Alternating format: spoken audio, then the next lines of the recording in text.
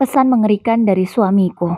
Assalamualaikum warahmatullahi wabarakatuh. Apa kabar Bunda? Semoga Allah selalu memberikan kebahagiaan. Bunda-bunda semua sedang apa pagi ini? Lagi beres-beres rumah, masak, atau malahan sudah siap semua tinggal santai? Komen di bawah ya Bunda. Assalamualaikum. Alina Putrianingsih, binti Saiful Anam. Aku talak engkau dengan talak satu. Mulai detik ini, engkau bukan tanggung jawabku lagi. Sudah gugur kewajibanku sebagai seorang suami, begitu juga dengan engkau. Gugur juga kewajibanmu sebagai seorang istri.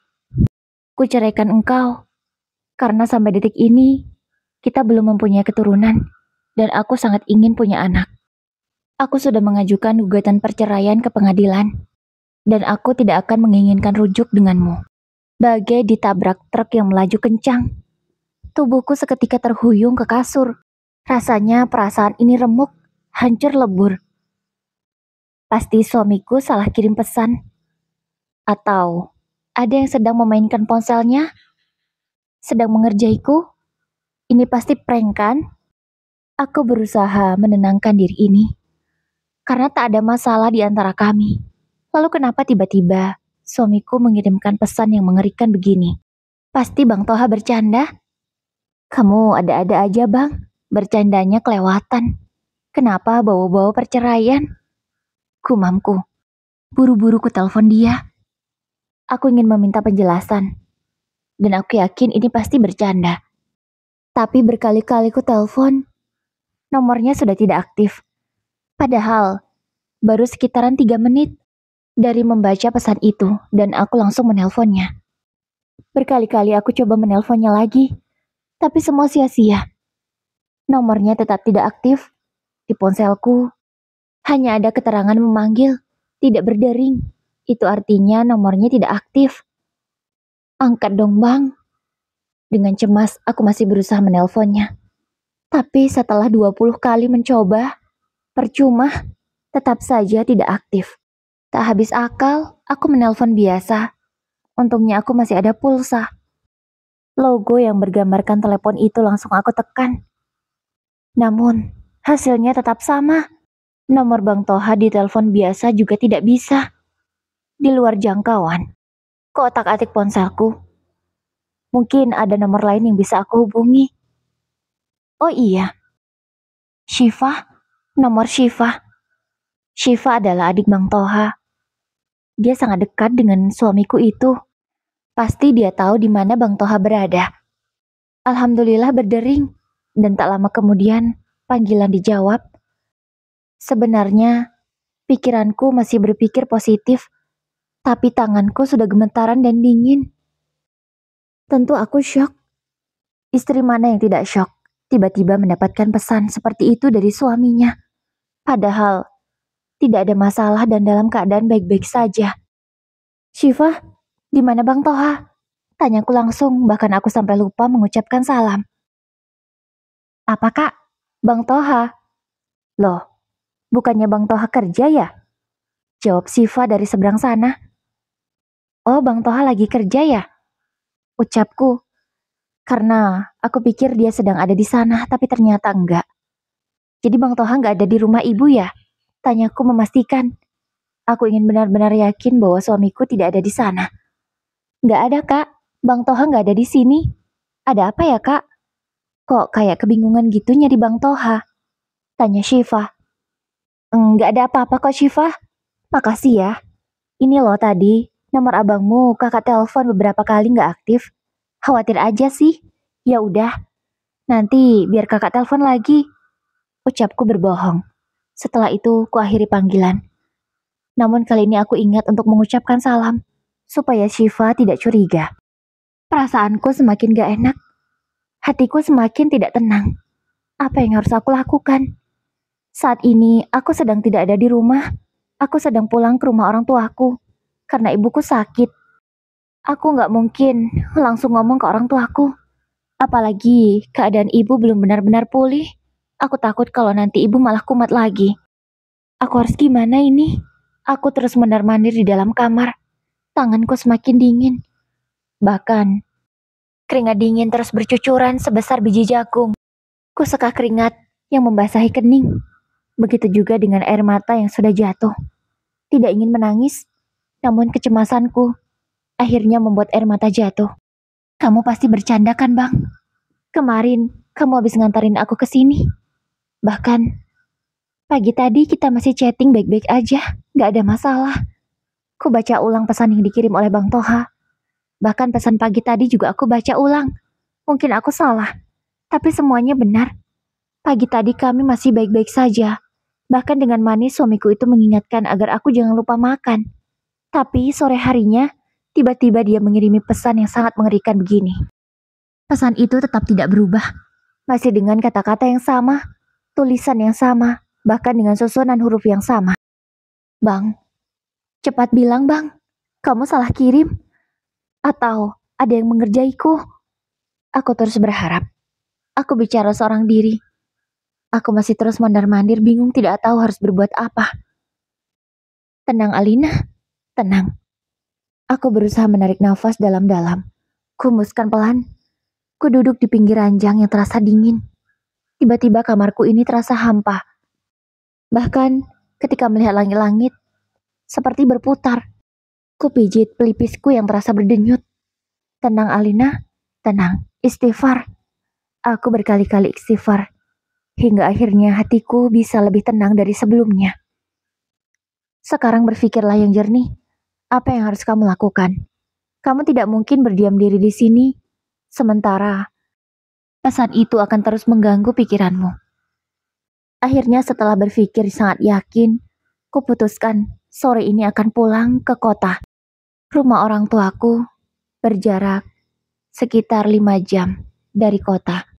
Setelah menikah, aku memang ikut suamiku di sana. Kebetulan juga, aku bekerja di salah satu kantor pemerintahan di kota. Alhamdulillahnya, aku juga sudah menjadi PNS. Kuberanikan diri untuk bicara dengan orang tuaku. Untuk izin pamit. Sebenarnya tidak tega meninggalkan ibu yang belum benar-benar sembuh. Lagi pula cutiku masih 2 hari lagi. Tapi masalah ini tidak bisa aku biarkan. Aku tak akan bisa tidur nyenyak di sini jika belum mendapatkan jawaban dari Bang Toha. Apalagi sampai sekarang nomornya masih tetap tidak aktif. Pesan yang kukirim masih centang 1, belum centang 2, apalagi berubah jadi biru. Untungnya ada Bang Al dan Kak Mira di sini. Bisa gantian jagain ibu dan bapak.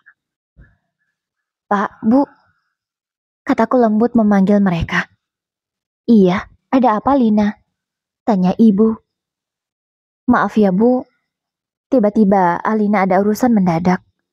Kerjaan Alina menunggu di sana karena ada laporan yang harus segera diselesaikan. Gak bisa ditunda lagi Bu. Jadi mau gak mau Alina harus kembali ke kota. Aku berbohong. Terpaksa. Karena gak mungkin aku jujur. Gak tega aku sama orang tuaku. Terutama ibu. Loh, bukannya kamu ambil cuti? Masih 2 hari lagi kan? Tanya ibu. Iya Bu, harusnya. Tapi gimana lagi Bu? Laporan itu sudah ditunggu kalau nggak aku selesaikan. Gimana? Itu tanggung jawab aku Bu. Aku masih berusaha bicara dengan tenang. Agar ibu tidak curiga. Ya sudah, kalau memang mendesak, tidak apa-apa nak. Tapi diantar sama Bang Al ya.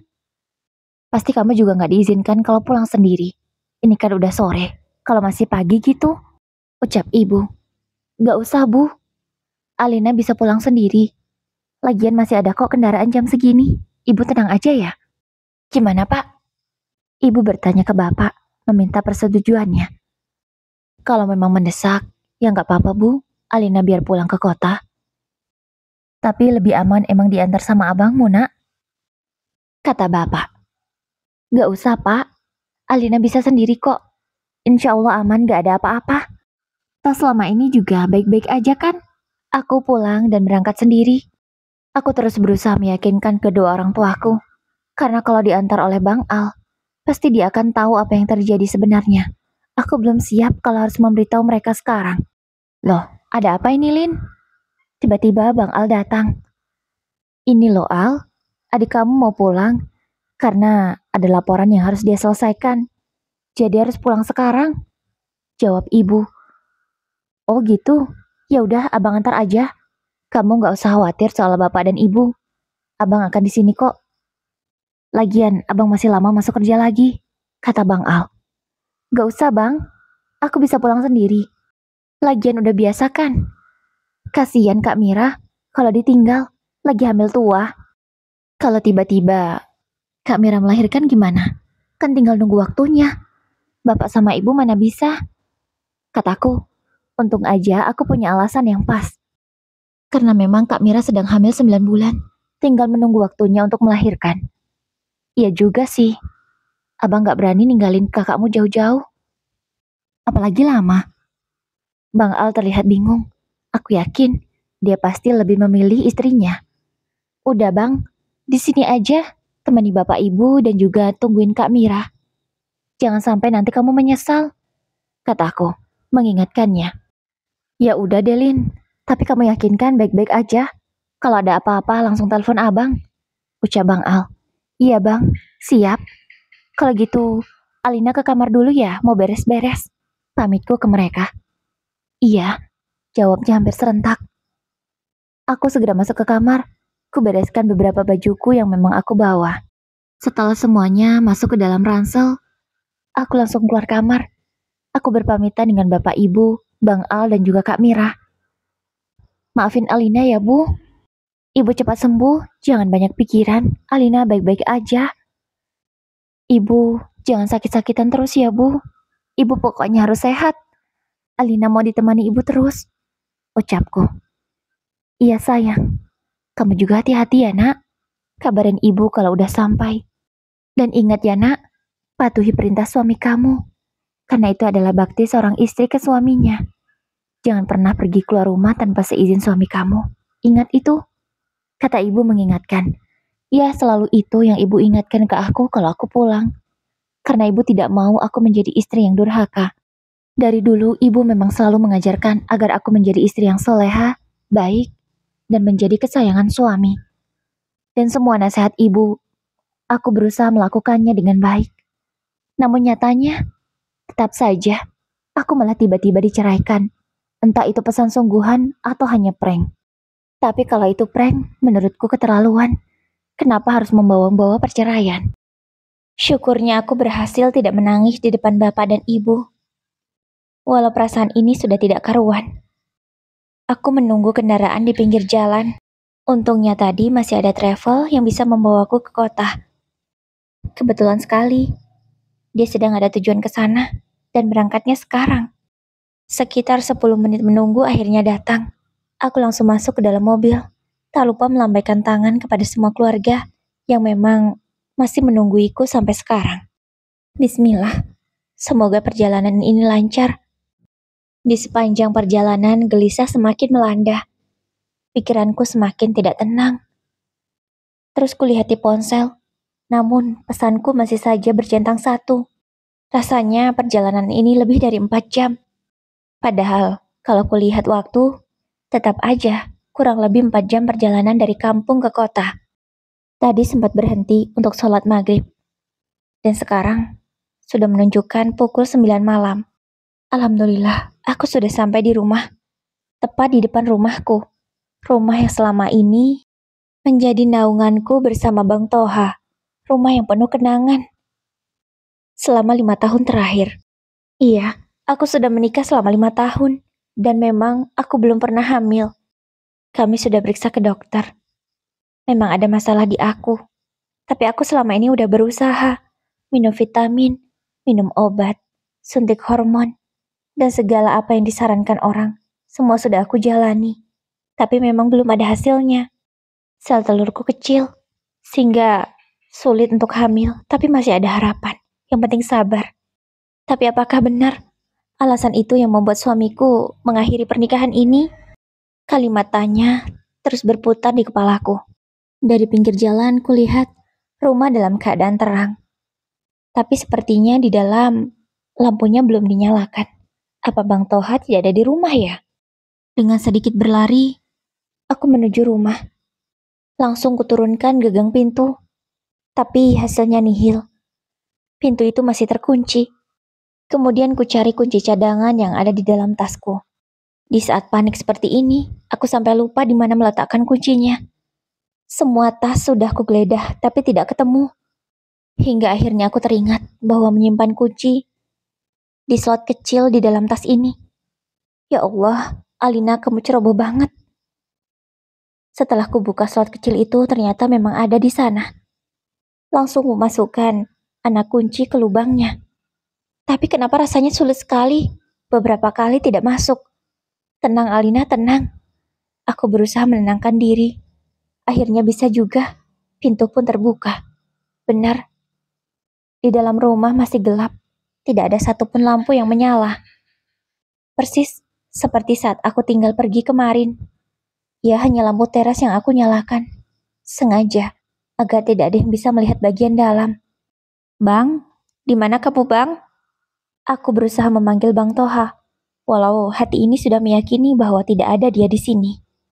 Kunyalakan semua saklar lampu di rumah ini. Rumah pun terang, dan apapun yang ada di dalamnya sudah kelihatan. Barang-barang masih tersusun rapi.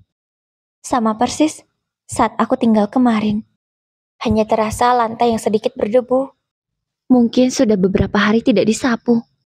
Aku langsung menuju ke kamar. Mungkin ada sesuatu di sana yang bisa menjadi petunjuk.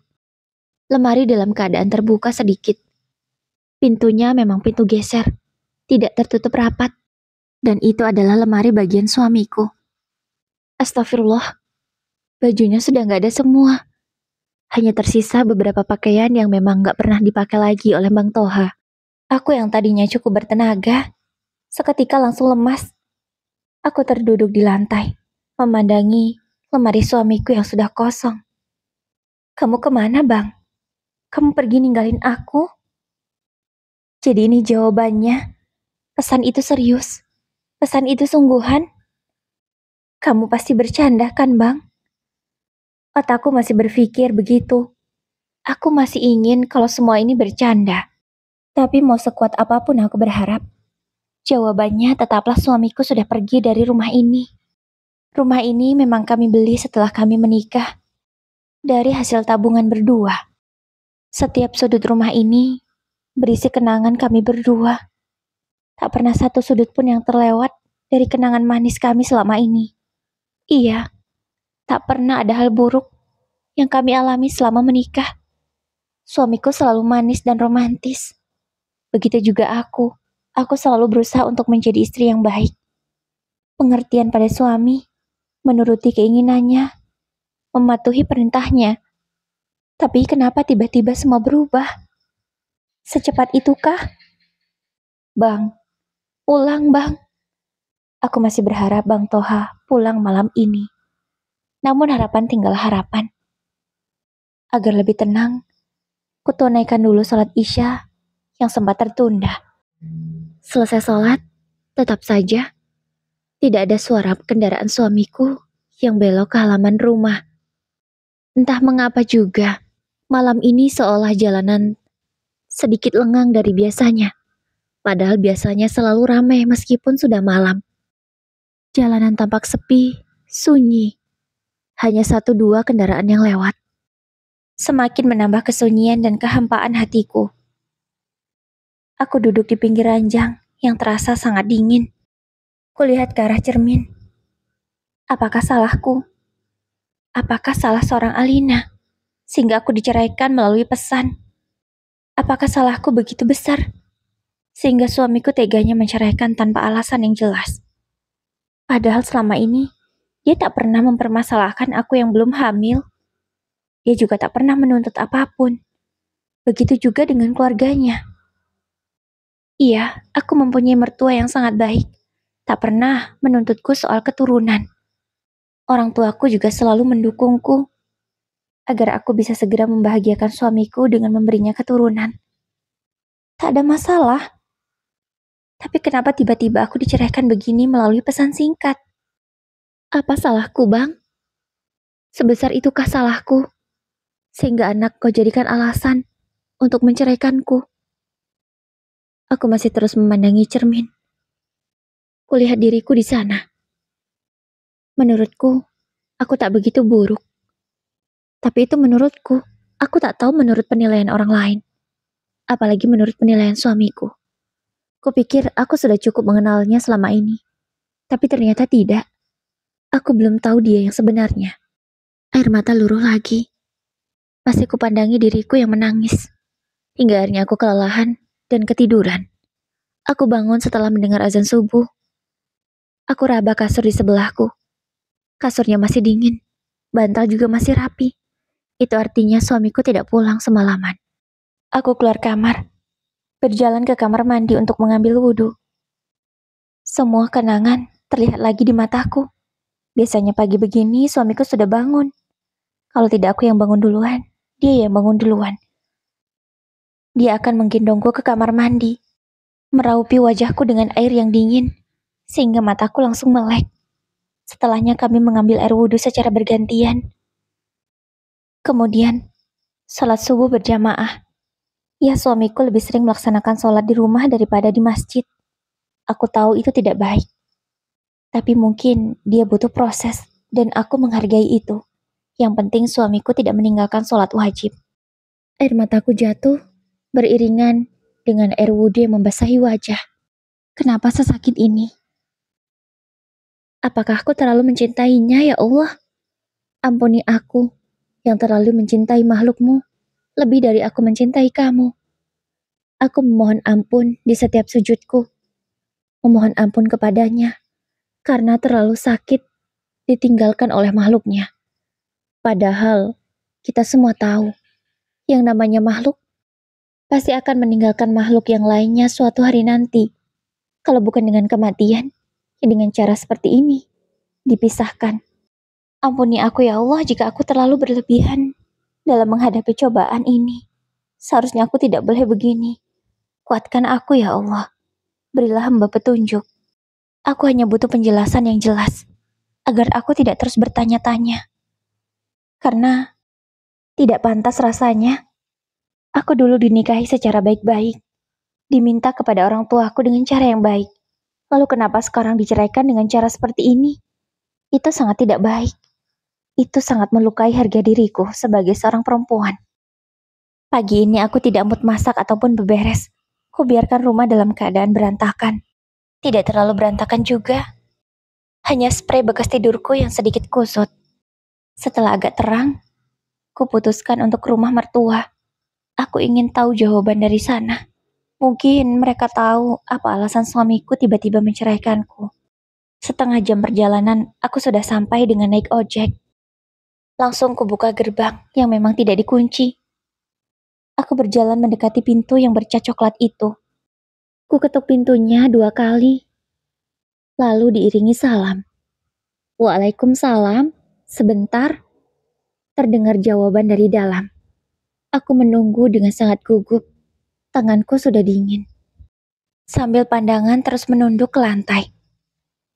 Alina, pagi-pagi sudah kesini, nak? Tapi bukannya kamu sedang di rumah orang tua kamu? Sambut ibu mertuaku dengan banyak pertanyaan. Alina boleh masuk, Bu? Tanyaku lembut, tapi aku tidak berani menatap matanya. Boleh sayang, ayo masuk. Seperti biasa, sambutan hangat itu selalu aku terima ketika datang ke sini. Ibu mertua merangkul pundakku, mengajakku duduk di ruang tamunya yang luas. Ada apa sayang? Kenapa kamu terlihat sedih? Tanya ibu mertuaku dengan lembut. Mendapat perlakuan seperti ini, aku rasanya tak rela untuk kehilangan kasih sayang yang begitu besar dari seorang mertua.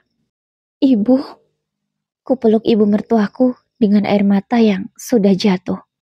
Suara bergetar tak mampu untuk berkata-kata. Beliau mengelus punggungku lembut. Tenang sayang, tenangkan dulu, menangislah. Ibu akan tunggu sampai kamu sanggup bercerita, ucap ibu. Setelah beberapa menit menangis, akhirnya aku bisa tenang. Ku tarik nafas dalam. Ibu sudah menyuguhkanku segelas air. Minum dulu nak, ucap ibu lembut sambil menyodorkan gelas berisi air putih itu ke aku. Ku minum 1 teguk, lalu kuletakkan gelas itu di atas meja. Bu, aku dapat pesan seperti ini dari Bang Toha. Apa ini benar, Bu? Kutunjukkan ponselku yang berisi pesan. Talak dari Bang Toha. Astagfirullahalazim. Kenapa Toha mengirimi pesan seperti ini? Apa maksudnya? Ibu terlihat sangat terkejut. Bahkan ia sampai menutup mulutnya karena saking kagetnya. Alina juga nggak tahu, Bu. Kenapa Bang Toha tiba-tiba menceraikan Alina? Ibu bisa lihat, pesan kami di pagi hari baik-baik saja, Bu. Kami nggak ada masalah apapun. Kami juga tidak bertengkar. Bang Toha juga nggak pernah ngomong apa-apa, Bu. Ucapku.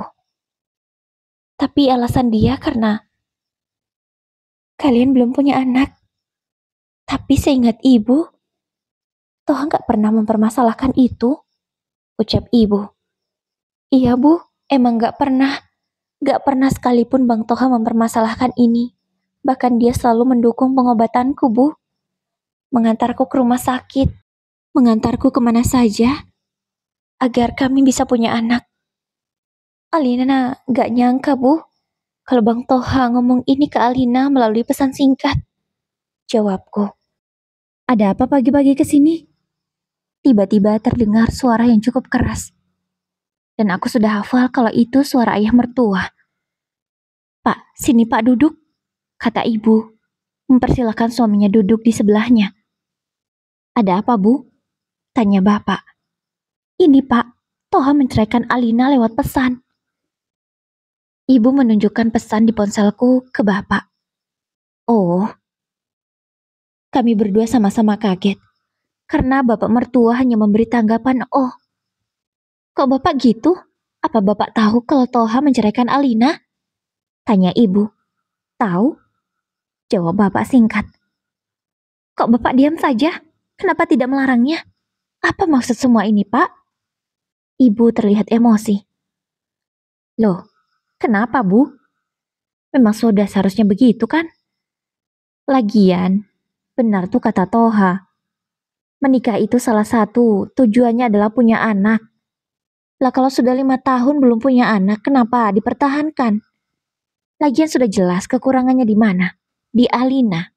Wajar kalau Toha menceraikan dia. Ya kan? Kata-kata bapak mertua sungguh sangat menyakitkan. Tidak kusangka kalau beliau akan bicara begitu.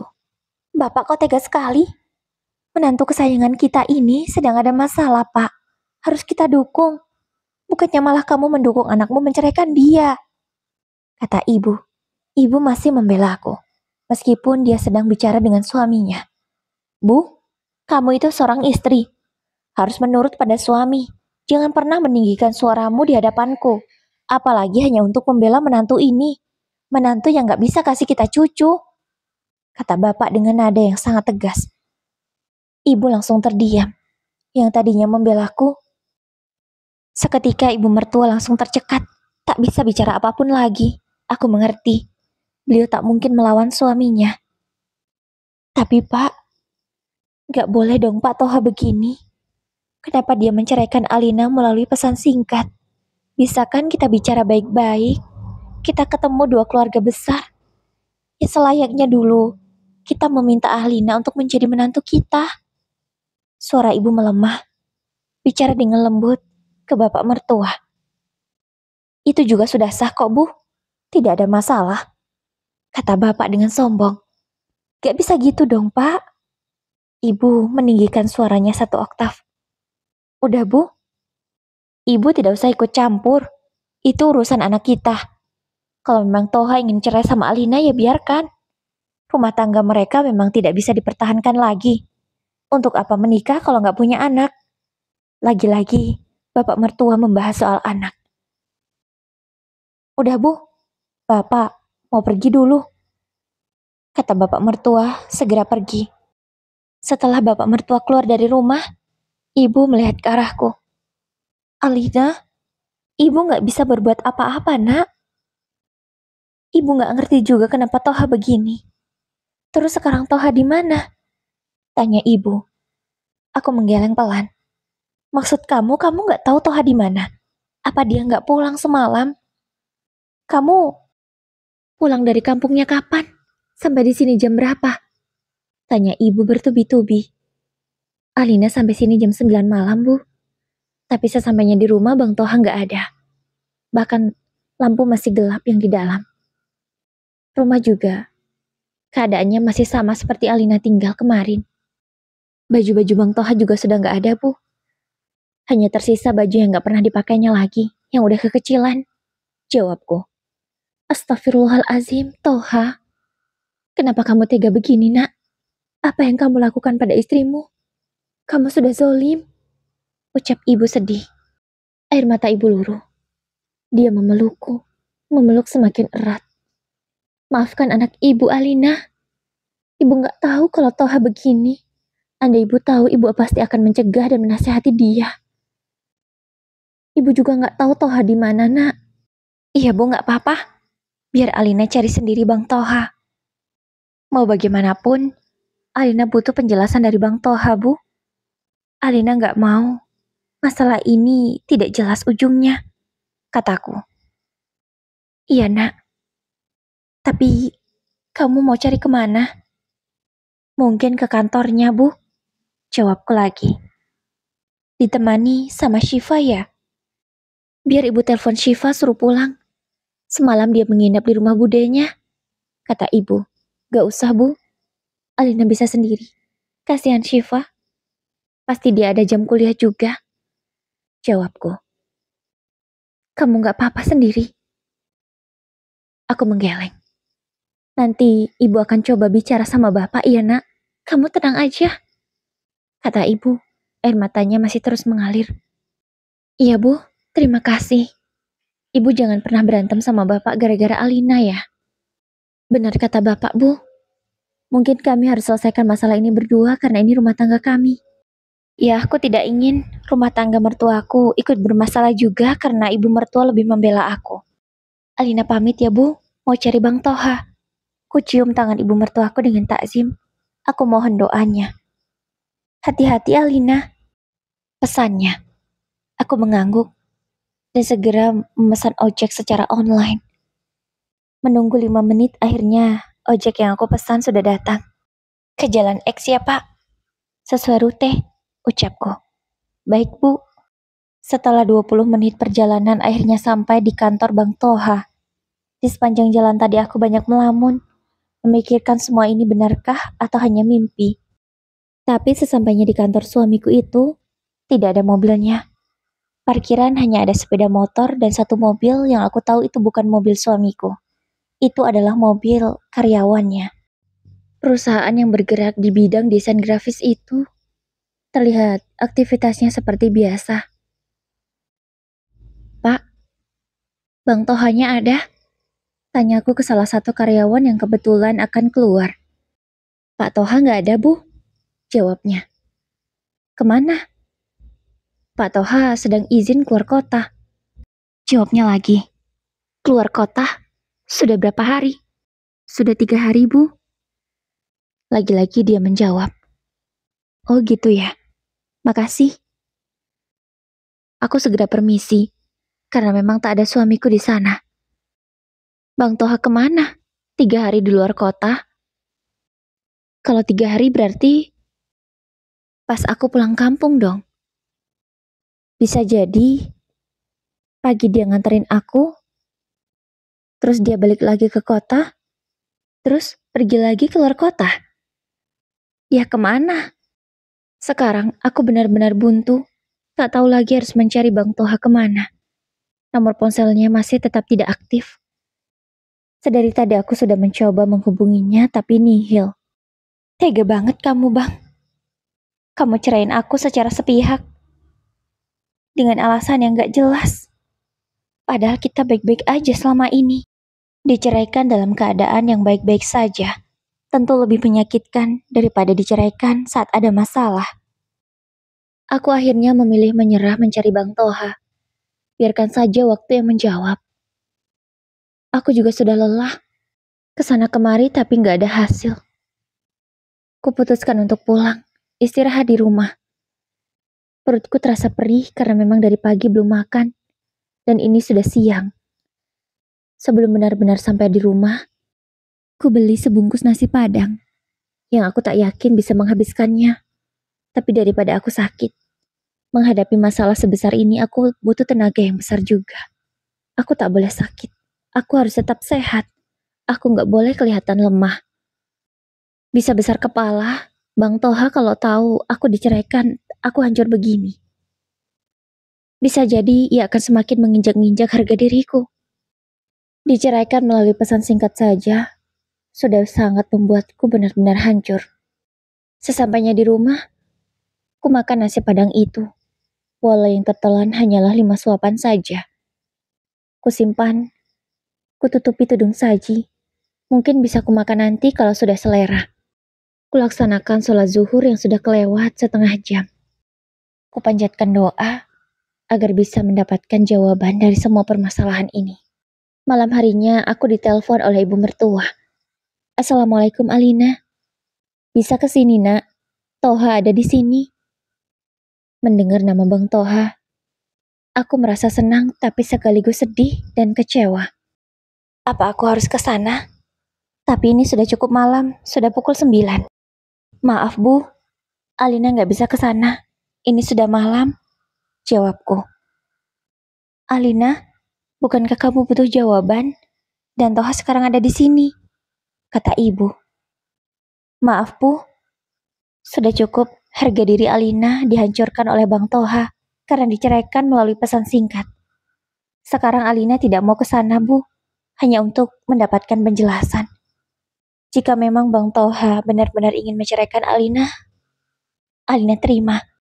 Entah mengapa, mulutku seperti enteng mengatakan semua kalimat itu. Padahal sebelumnya aku tidak kepikiran. Alina, kamu serius mengatakan itu nak? Serius Bu, dan Alina yakin. Entah, aku sekarang berpikir mungkin sekarang ibu mertua sedang speaker panggilanku, sehingga Bang Toha bisa mendengarnya kalau memang dia ada di sana. Intinya aku tidak mau terlihat lemah. Aku tidak akan mengalah. Alina, jadi kamu terima aku ceraikan? Tiba-tiba terdengar suara Bang Toha di seberang sana. Iya, aku terima. Jawabku tanpa ragu. Walau sebenarnya jantungku sudah ingin copot dari tempatnya. Baguslah, kalau gitu malah enak. Persidangan kita cepat selesai. Lagi-lagi, laki-laki itu berkata dengan mudahnya. Iya, tapi kamu hutang penjelasan dengan orang tuaku. Siap-siap saja. Ucapku sebelum menutup panggilan itu. Langsung kumatikan secara sepihak. Aku tak ingin lagi mendengar suaranya. Suaranya begitu menyakitkan dan menyayat hati ini. Yang tadinya aku masih berharap. Kini, kecewa lebih dominan. Tak mau lagi. Ada hal apapun tentang Bang Toha. Aku berdiri dari ranjang yang aku duduki.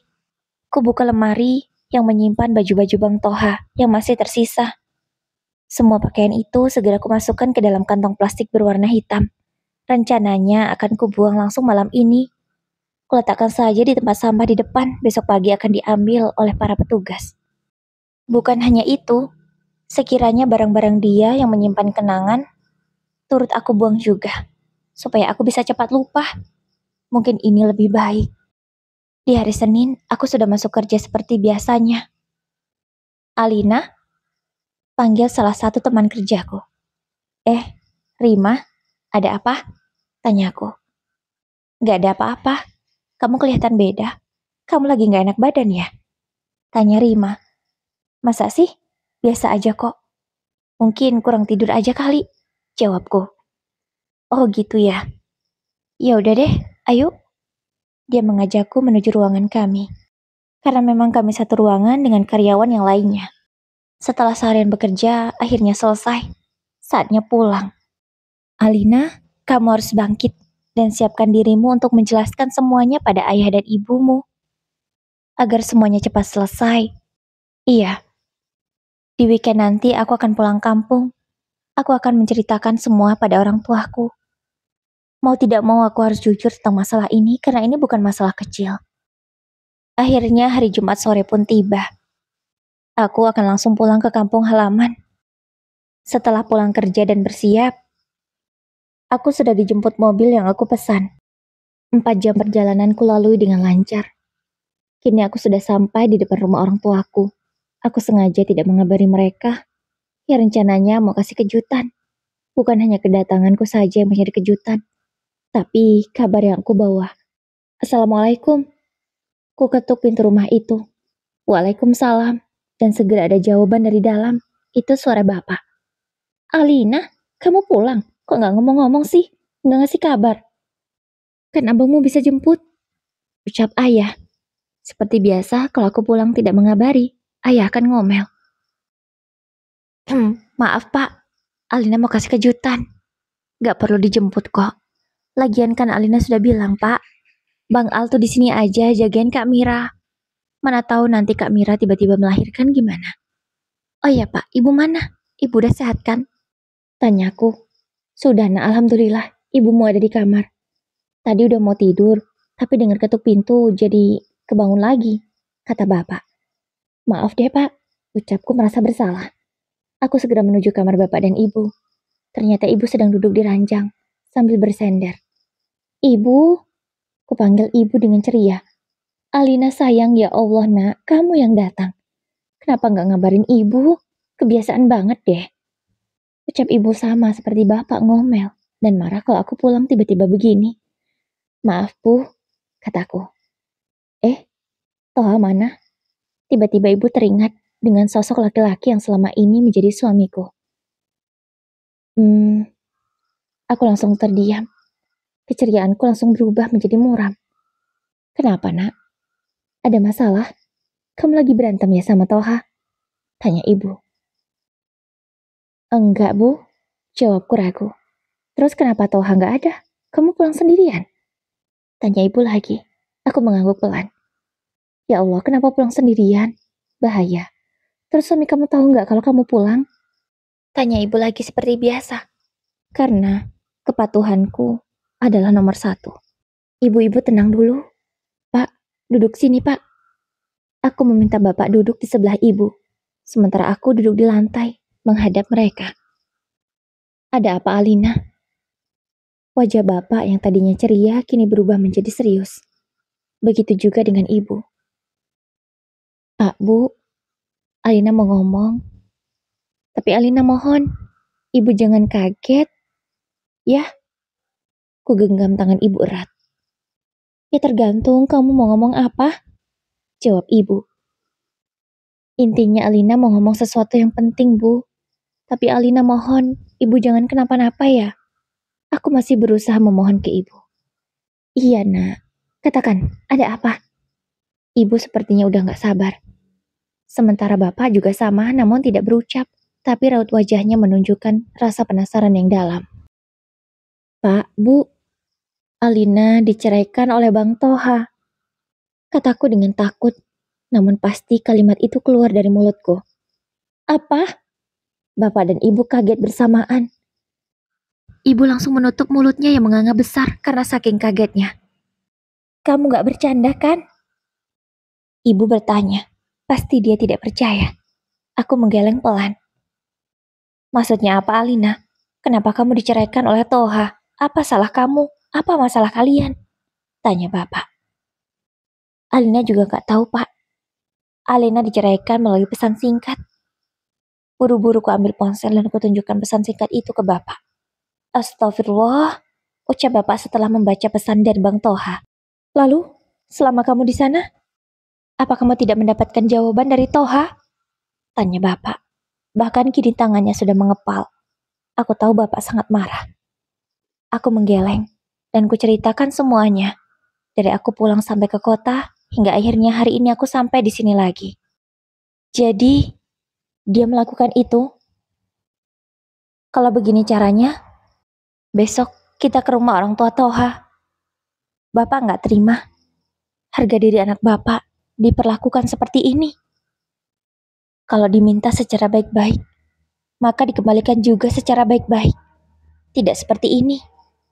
Dan bapak mohon ke kamu, Alina. Jangan pernah kamu mau kembali lagi ke Toha. Kalau dia memohon-mohon sekalipun, bahkan sampai bersujud di kakimu. Jangan pernah kamu mau kembali ke Toha. Ucap bapak dengan sangat tegas. Suaranya juga meninggi. Aku melihat kemarahan yang begitu besar di bapak. Wajar, ayah mana yang rela anak perempuannya diceraikan secara sepihak begini. Harga dirinya direndahkan, tidak dihargai sama sekali. Alina ngikut saja, Pak, bagaimana baiknya? Tapi Alina memang tidak mau kok, Pak, kembali lagi dengan Bang Toha. Sudah cukup, Pak. Alina sadar. Mungkin inilah akhir dari pernikahan Alina dengan Bang Toha. Alina sudah ikhlas. Ucapku. Bagus, memang itu yang harus kamu lakukan, kata bapak lagi dengan tegas. Alina, kamu gak apa-apa. Ibu langsung memegangi pipiku dengan kedua tangannya. Alina gak apa-apa, Bu. Kupegang tangan ibu dengan erat. Alina gak apa-apa, Bu. Alina baik-baik saja. Aku tersenyum manis ke ibu. Nak, ini beneran Alina yang manja? Ketika kamu punya masalah sebesar ini, kamu baik-baik saja. Ibu seperti tidak percaya melihat aku yang tetap ceria, meski aku sedang menghadapi masalah yang sangat besar. Semua itu sudah Alina lewati, Bu. Air mata Alina tidak akan menetes lagi untuk menangisi laki-laki seperti Bang Toha. Jawabku. Ya Allah, Nak. Ibu memelukku erat, memberi dukungan, mengelus punggungku lembut. Malah ibu yang menangis. Ibu jangan nangis. Alina gak sedih lagi kok, Bu. Please, ibu jangan nangis ya. Ibu harus jaga kesehatan. Ibu jangan menangisi orang seperti Bang Toha. Alina gak apa-apa, Bu. Alina bersyukur. Alina sudah ikhlas. Kan gak selamanya, Bu, apa yang kita miliki akan terus menjadi milik kita. Ucapku ke ibu. Iya, Nak, tapi ibu gak nyangka kamu sekuat ini. Kamu hebat, sayang. Iya, Bu, Alina begini juga berkat didikan ibu yang sangat tegas. Alina menjadi wanita yang kuat, meskipun Alina terlihat manja.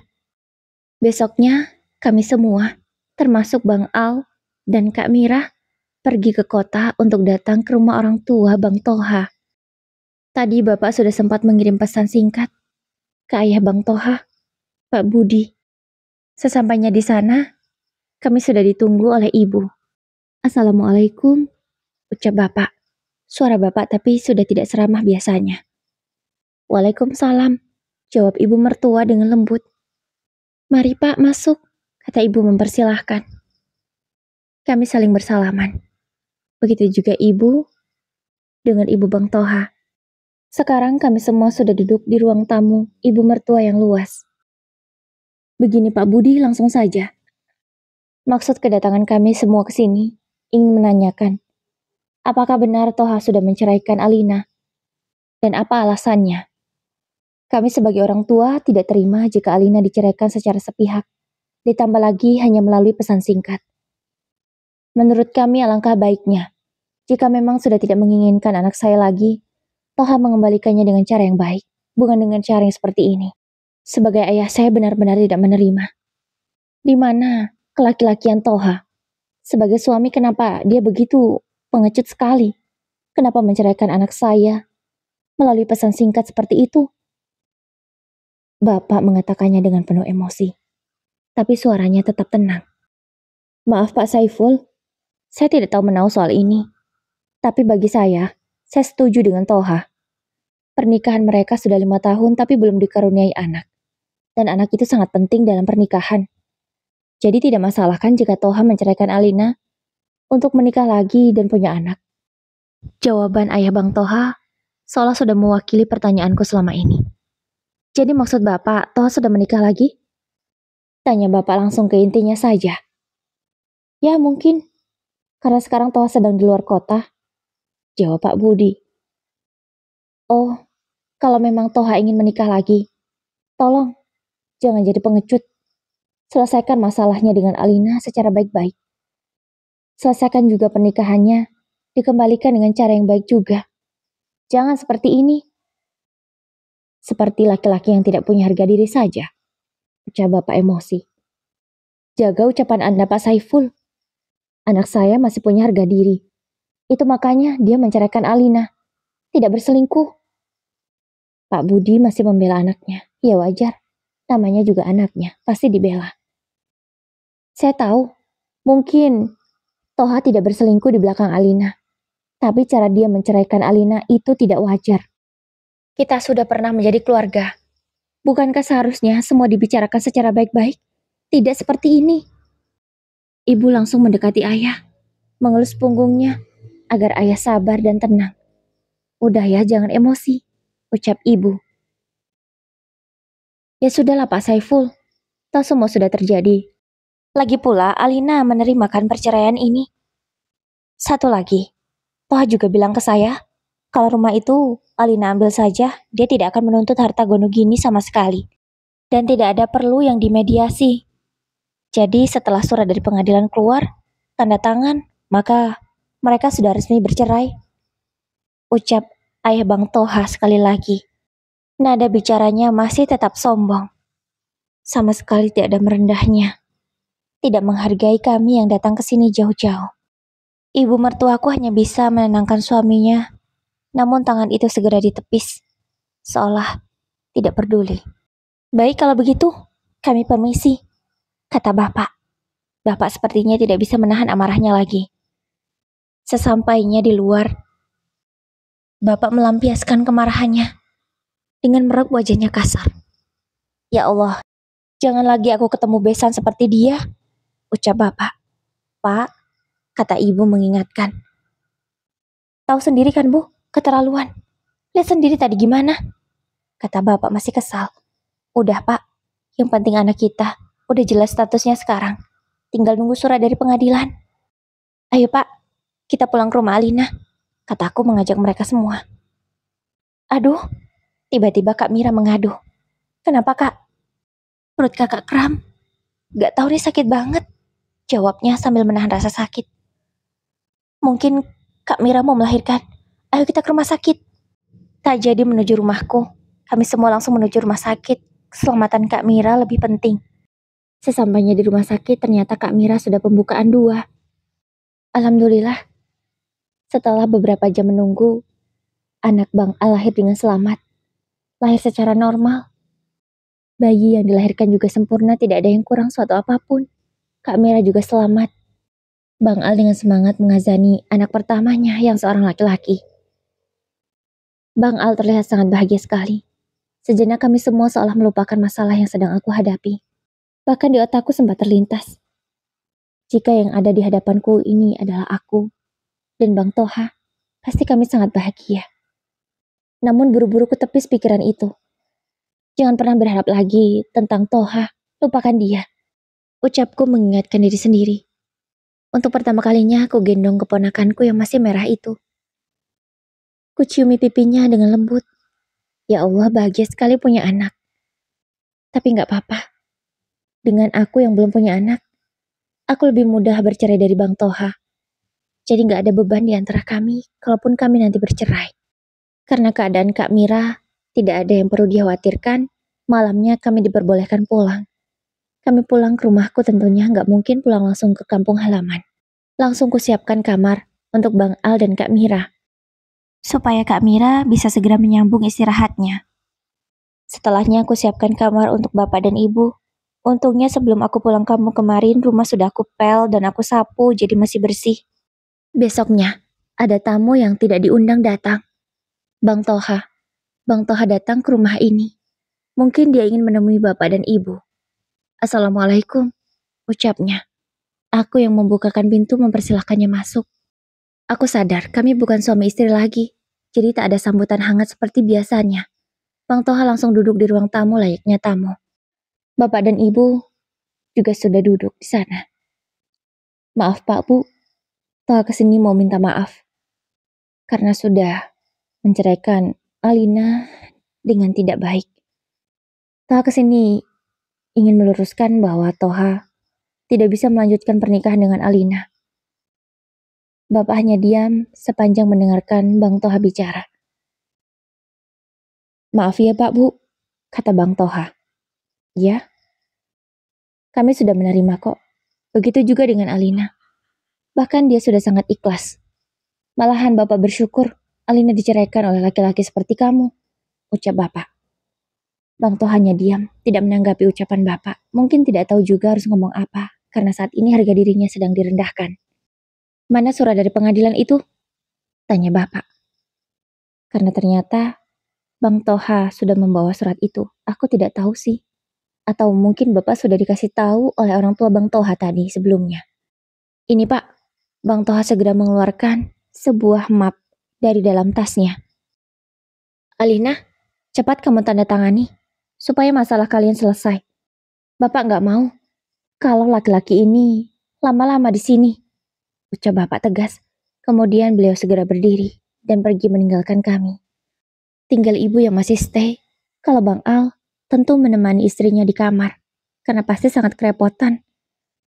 Sesekali, kepalanya keluar kamar sih untuk memperhatikan dan mendengarkan apa yang sedang dibicarakan.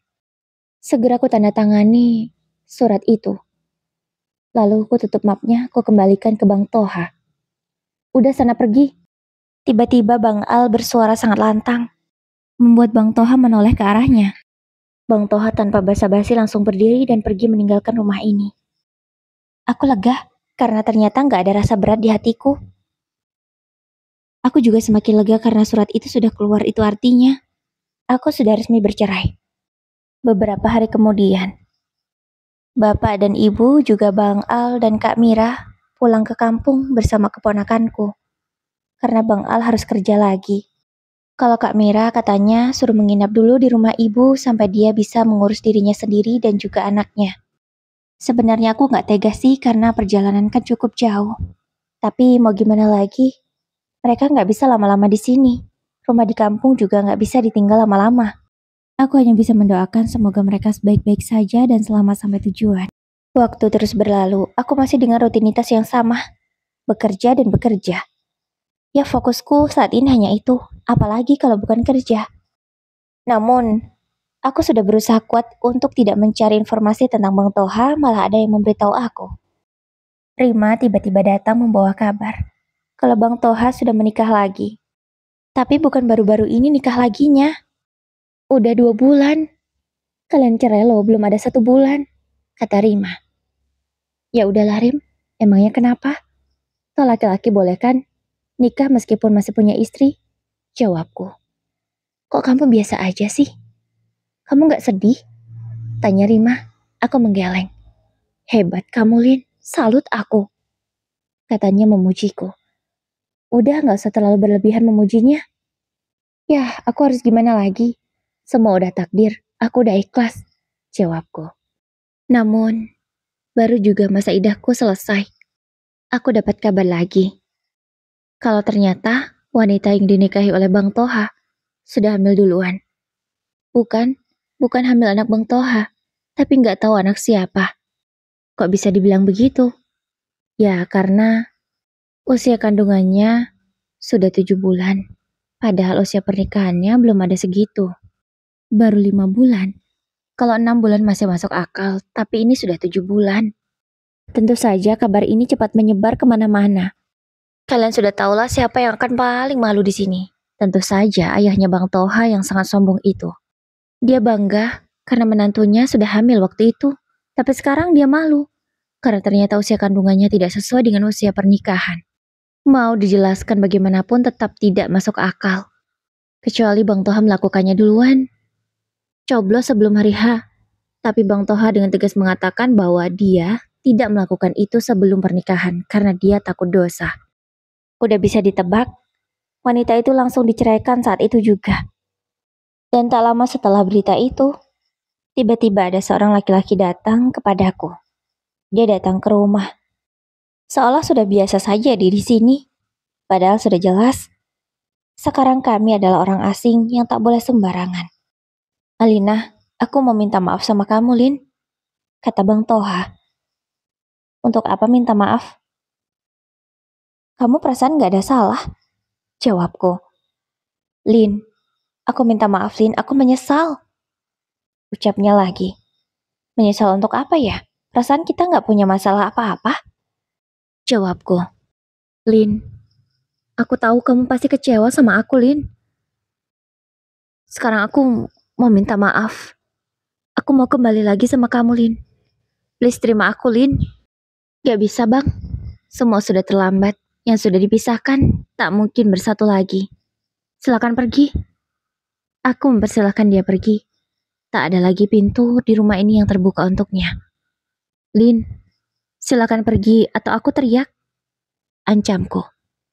Akhirnya Bang Toha pergi dari rumah ini. Aku tak sudi lagi bicara dengannya. Aku mau fokus dengan diriku sendiri. Dan jika nanti aku diberi jodoh, aku harus lebih hati-hati.